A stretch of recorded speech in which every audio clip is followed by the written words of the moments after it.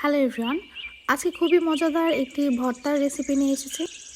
কোনো বাটাবাটি ঝামেলা ছাড়াই হাতেই খুব সহজভাবেই তৈরি করা যায় এই মজাদার ভর্তাটি। আমার নিজেরও অজানা ছিল যে এইভাবে এত মজাদার একটি ভর্তা তৈরি করা যায়।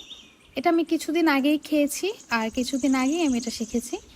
আশা করছি আপনাদেরও খুব ভালো লাগবে। আপনারা অবশ্যই এভাবে বাসায় ভর্তা তৈরি করে খাবেন, আপনাদের খুবই ভালো লাগবে। এই ভর্তাটি তৈরি করার জন্য খুব বেশি কিছু লাগে না।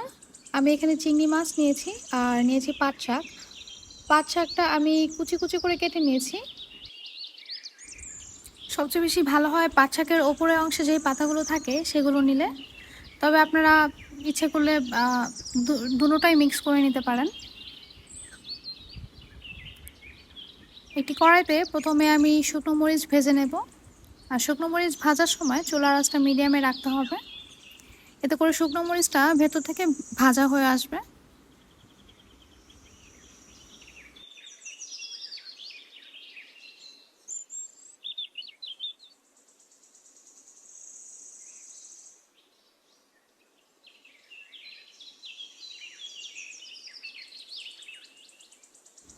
সেম তেলেই আমি ভেজে নেব 1 কাপ পরিমাণ পেঁয়াজ কুচি। এটাকে সাদা সাদা করেই ভাজতে হবে, একটু নরম হলেই এটা তুলে ফেলতে হবে। ব্রাউন করা যাবে না, এতে করে টেস্ট নষ্ট হয়ে যায়।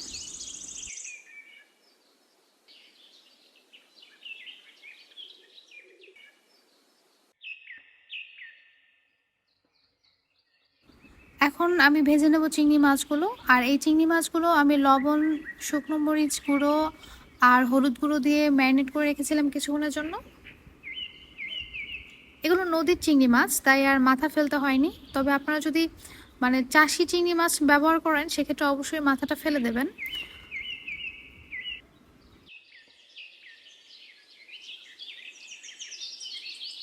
চিংড়ি মাছগুলো আমি ঢেকে রাখবো আর মিডিয়াম হিটে এটাকে কুক করব। অনেক বেশি সময় ধরে এটাকে ভাজা যাবে না, তাহলে এটা রাবারি হয়ে যাবে।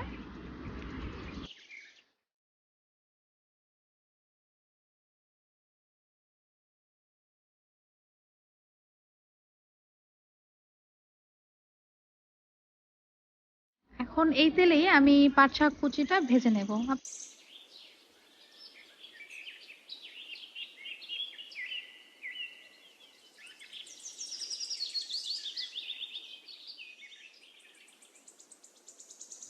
সামান্য পরিমাণে একটু লবণ দিয়ে দেব।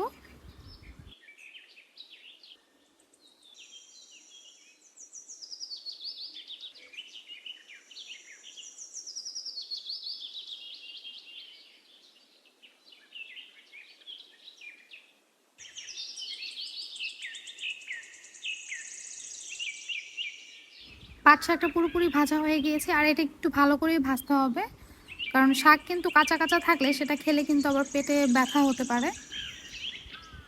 আর এখন আমি চিংড়ি মাছগুলো হাত দিয়ে এভাবে ভেঙে নেব।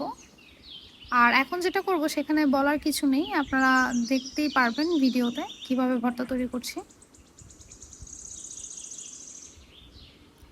আমি যে শুকনো মরিচগুলো নিয়েছিলাম সেগুলো প্রচুর ঝাল, তাই একটু কম নিয়েছি। আপনাদের যদি শুকনো মরিচটা ঝাল কম হয় সেক্ষেত্রে আপনারা আরও বেশি শুকনো মরিচ নিতে পারেন, তাহলে ভর্তার কালারটা আরও বেশি ভালো আসে।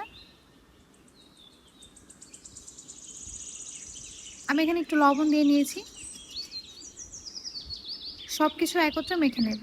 আমি এখানে সামান্য পরিমাণ ধনিয়া কুচি দিচ্ছি, এতে করে ভালো একটা স্মেল আসে। আপনারা চাইলে এভাবেও কিন্তু খেতে পারেন। এই পর্যায়ে শুধু চিংড়ি মাছ, এটাকে শুধু চিংড়ি মাছ ভর্তা বলে।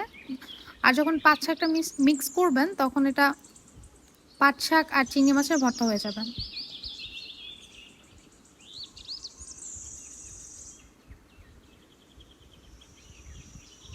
সব কিছুকে খুব ভালো করে মিশিয়ে নিতে হবে।